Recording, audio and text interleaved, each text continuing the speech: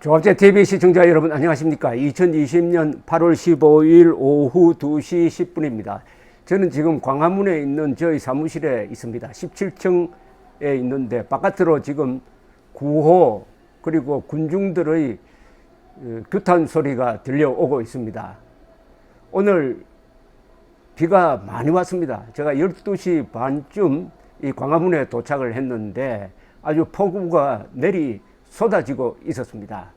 그때 우산 쓰고 우비선 이 대군중이 비를 피해서 옆 건물 처마 밑에 쭉 늘어섰다든지 호텔 입구에 있다든지 해가지고 하여튼 골목이 꽉 찼습니다.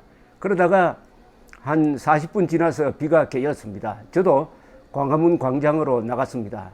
의외로 아마 특히 문재인 정권이 뜨끔할 정도로 많은 분들이 모였습니다. 특히 문재인을 향해서 독재 타도라는 함성이 울려 퍼지기 시작했습니다. 나라가 니 거냐 하는 구호판이 등장했습니다. 그런데 오늘 이렇게 많이 모일 줄은 아마 주최 측도 몰랐을 것입니다. 예상 못했을 것입니다.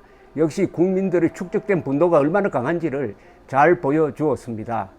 오늘은 여러 단체에서 광화문 일대에 집회 신고를 했습니다. 그리고 몇 개 단체는 이 당국에서 불허를 하니까 이 소송을 통해서 집회 허가까지 얻어냈습니다. 그러나 이 사랑제일교회에서 집단적으로 이 코로나 확진자가 발생하고 이걸 정부가 부각시키면서 집회 금지를 밀고 나가는 그런 분위기 속에서 또 비까지 오니까 오늘은 아마 많은 사람들이 모이지 않을 것이라고 예상을 한 사람들이 많았습니다. 그러나 막상 와보니까 제 계산으로는 올해 들어서는 가장 많은 관중이 모였습니다. 작년에는 10월 3일 날 그리고 10월 25일에 특히 많이 모였었는데 그 정도는 안 되지만은 어쨌든 광화문 광장을 꽉 채웠습니다. 양쪽 차도도 다 비우고 그리고 이 코리아나 호텔 쪽까지 쭉 지금 차도가 비워져 있습니다. 서울시청 광장 그리고 이승만 광장 그리고 저 광화문에 이르는 이 거리가 군중으로 지금 뒤덮여 있습니다. 오늘은 아마 연단 설치가 허가가 안 된 곳이 있어서 그런지 이 중앙 무대가 없었습니다. 그러니까 사람들이 자연스럽게 어떻게 보면 자연스럽게 거리를 행진하면서 광장을 행진하면서 자기의 목소리를 드높이고 있었습니다. 그것이 오히려 자연 발생적인 민중봉기의 양상을 보여주었습니다. 그러나 아주 평화롭게 진행되었습니다. 주제는 독재 타도였습니다. 오늘의 주제는 독재 타도였습니다. 독재 타도, 나라가 니 거냐?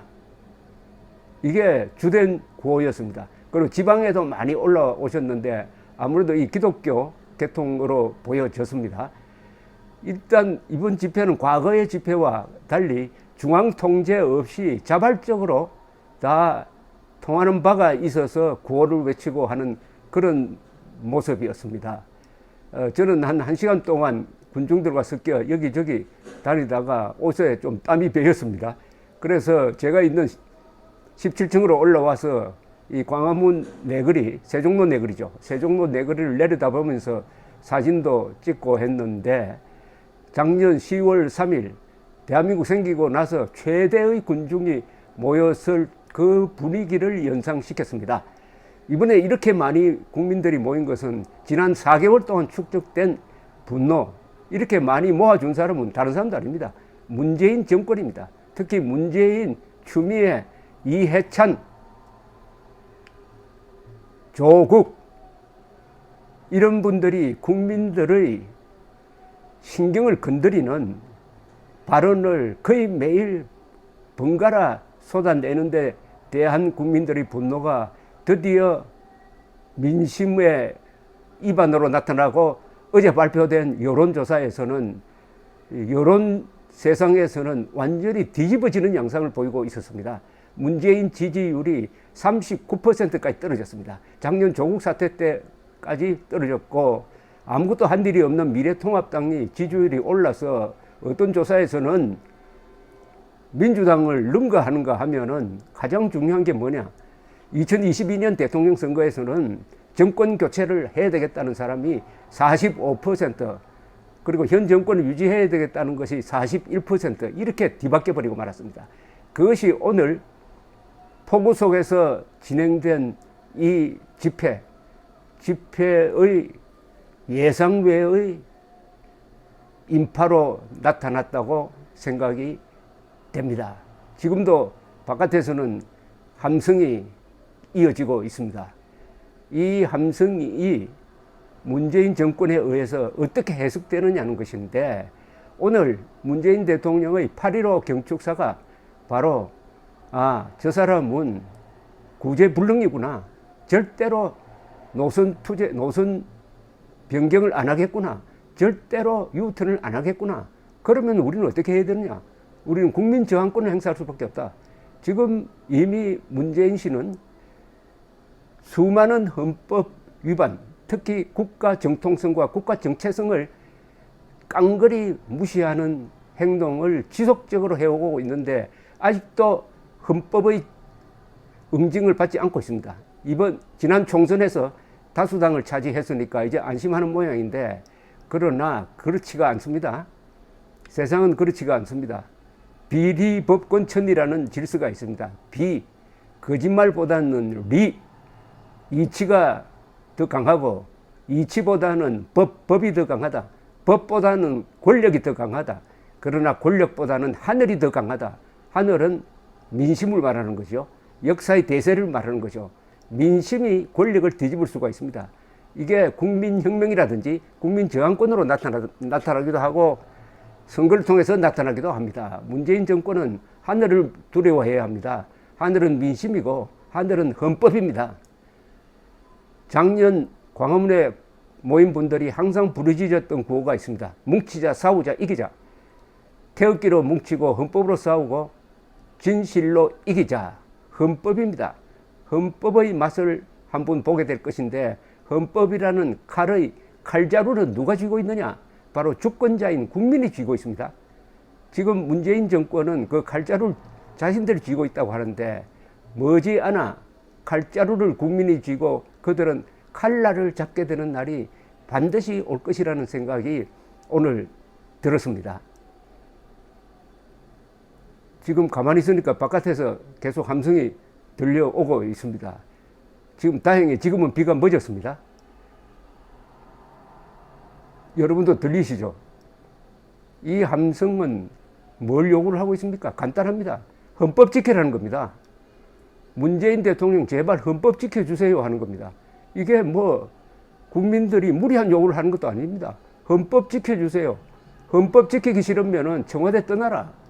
청와대 비워달라는 이야기입니다. 너무나 당연한 이야기 아닙니까?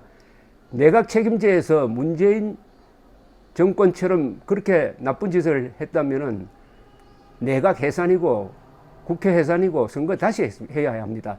이게 5년제 대통령 단임제라는 게 5년짜리 왕을 뽑는 것이 되니까, 이렇게 행패를 부려도 이걸 몰아내기가 이렇게 어렵습니다.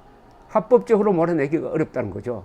그러나 우리는 어렵더라도 법률을 지켜야 합니다. 헌법을 지켜야 합니다. 그리고 진실을 지켜야 합니다.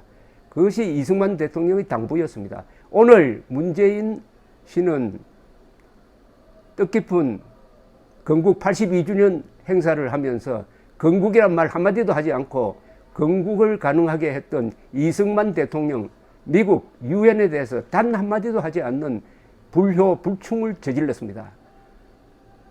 그러면서 뜬금없이 촛불 이야기만 하고, 그리고 김구 이야기를, 이승만을 지우고 김구를 그 자리에 앉히려고 하는 이런 황당무계한 역사관을 오늘 피력을 했습니다. 그것이 바로 그런 마음이 국민들을 자극해서 오늘 이 광화문 광장으로 불러낸 것입니다. 문재인 대통령은 독재 타도라는 이 함성을 그냥 흘려들어서는 불행이 찾아올 것이라고 생각합니다.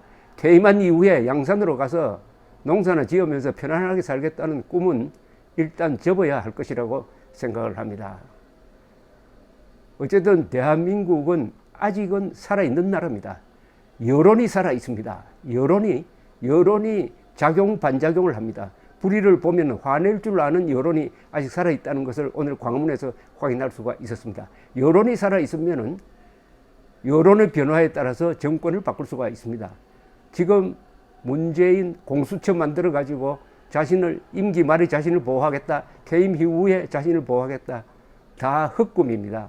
여론이 바뀌면은, 민심이 바뀌면은, 역사가 바뀌면은 다 아무 쓸데 없습니다. 아무 쓸데 없어요. 대한민국은 민주공화국입니다. 대한민국은 주권이 국민에게 있습니다. 오늘 주권자가 화가 난 날입니다. 2020년 8월 15일, 2020년 8월 15일은 역사에 아주 크게 기록될 것 같은 예감이 듭니다. 감사합니다.